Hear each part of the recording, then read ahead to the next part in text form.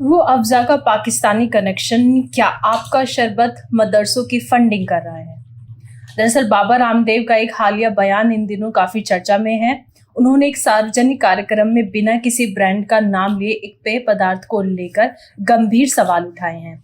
उन्होंने कहा कि एक कंपनी है जो आपको शरबत देती है, लेकिन उससे होने वाली कमाई का उपयोग मदरसे और मस्जिद बनाने में होता है।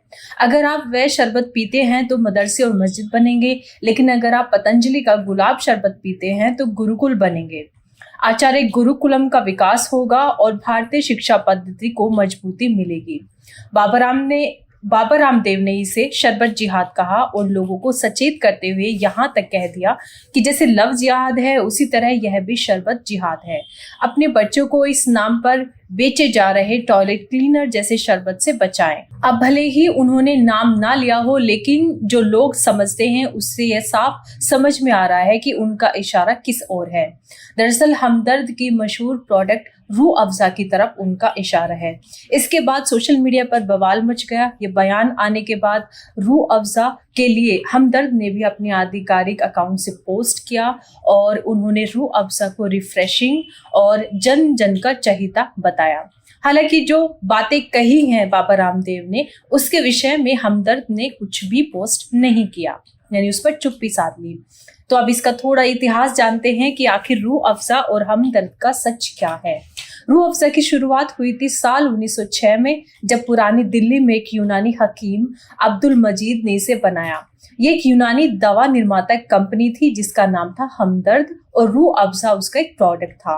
इस कंपनी का उद्देश्य लोगों को प्राकृतिक और पारंपरिक तरीकों से स्वास्थ्य लाभ देना होता था।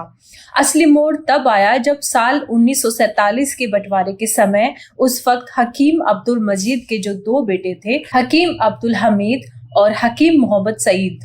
हकीम अब्दुल मजीद भारत में ही रहे और उन्होंने हमदर्द इंडिया को संभाला, लेकिन बंटवारे के बाद हकीम मोहम्मद सईद पाकिस्तान चले गए और वहां हमदर्द पाकिस्तान की नींव रखी। इसके कुछ वर्षों बाद जब साल 1971 में बांग्लादेश बना, तो वहां भी हमदर्द की एक तीसरी शाखा बना दी गई, हमदर्द बांग्लादेश। यानी आज रूह अफ़ज़ा की 3 देशों में ये बिकता है, भारत, पाकिस्तान और बांग्लादेश में। मजे की बात यह है कि तीनों देश में हमदर्द नाम, रूह अफ़ज़ा ब्रांड और मुस्लिम वक्फ ट्रस्ट मॉडल एक जैसी सोच के तहत ही चलते हैं। अब भारत की बात करें तो हमदर्द इंडिया एक वक्फ ट्रस्ट है। इसका मतलब यह हुआ कि इसकी कमाई किसी प्राइवेट मालिक के पास नहीं जाती, बल्कि एक ट्रस्ट के पास जाती है जिसका नाम है हमदर्द फाउंडेशन।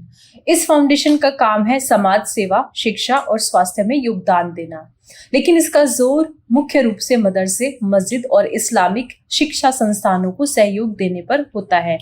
तो जब आप रूह अफ़ज़ा खरीदते हैं तो आप सिर्फ एक पेय नहीं खरीद रहे होते, आप उस देश के, आप उस पूरे मजहबी नेटवर्क को फंड कर रहे होते हैं जो गैर इस्लामिक शिक्षा पद्धतियों से बिल्कुल भिन्न एजेंडे पर चलता है। अब नजर डालते हैं पाकिस्तान और बांग्लादेश की स्थिति पर। हमदर्द पाकिस्तान आज एक बड़ा ब्रांड है और इसका रूह अफ़ज़ा रमजान में सबसे ज्यादा बिकने वाला शरबत होता है। हकीम मोहम्मद सईद, जिन्होंने पाकिस्तान में इसे शुरू किया, वे वहां के राष्ट्रपति के सलाहकार भी बने। याद रखिए कि वो पहले भारत में ही पैदा हुए थे और दिल्ली से वो पाकिस्तान गए थे, तो वहां जाते ही वो राष्ट्रपति के सलाहकार भी बने बाद में। यह दिखाता है कि यह सिर्फ एक ब्रांड नहीं है, बल्कि सत्ता, मजहब और शिक्षा के मेल का प्रतीक बन चुका है। बांग्लादेश में हाल ही में एक चौंकाने वाला मामला सामने आया था। ढाका साउथ सिटी कॉरपोरेशन ने हमदर्द बांग्लादेश के खिलाफ एक रिपोर्ट जारी की थी। जांच में पाया गया कि रूह अफ़ज़ा के लेबल पर जो सामग्री लिखी थी, जैसे कि 13 तरह के हर्ब्स और 36 फलों का रस, वो सब झूठा दावा था। यहाँ तक कि कंपनी के मैनेजिंग डायरेक्टर ने माफी मांगी और एक अधिकारी को रिश्वत देने की कोशिश भी की गई थी। डॉक्टर्स ने चेतावनी दी कि यह मधुमेह रोगियों के लिए खतरनाक है।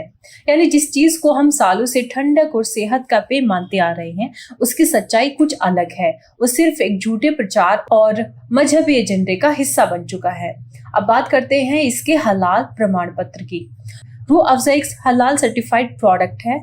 यह शब्द सुनते ही कई गैर मुस्लिम सोचते हैं कि इसका मतलब शुद्ध और सुरक्षा से है, लेकिन असल में हलाल सर्टिफिकेशन का सीधा संबंध इस्लामिक नियमों और इस्लाम के आधार पर जो संस्थाएं चल रही हैं उनके लिए होता है। जब कोई ब्रांड हलाल होता है तो वे एक मुस्लिम मजहबी संस्था को प्रमाण पत्र के रूप में शुल्क देता है और ये शुल्क का जो पैसा है वो आगे मदरसों और मजहबी प्रचार इस्लामिक संगठनों में जाते हैं।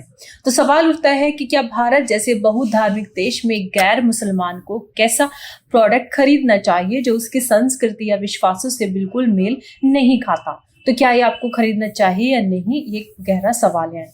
क्या आपको पता था कि आपके द्वारा पिया गया शरबत किसी मजहबी ट्रस्ट की आर्थिक रीढ़ बना हुआ है? इस पूरी रिपोर्ट को बनाने के लिए ऑप इंडिया के 22 फरवरी 2024 के आर्टिकल की मदद ली गई है। उसके साथ ही 15 अप्रैल 2025 के न्यूज़ 18 के जो आर्टिकल है रूपसा के बारे में, उसकी मदद ली गई है। आप इनकी डिटेल, आप इनके लिंक डिस्क्रिप्शन बॉक्स में भी देख सकते हैं। धन्यवाद।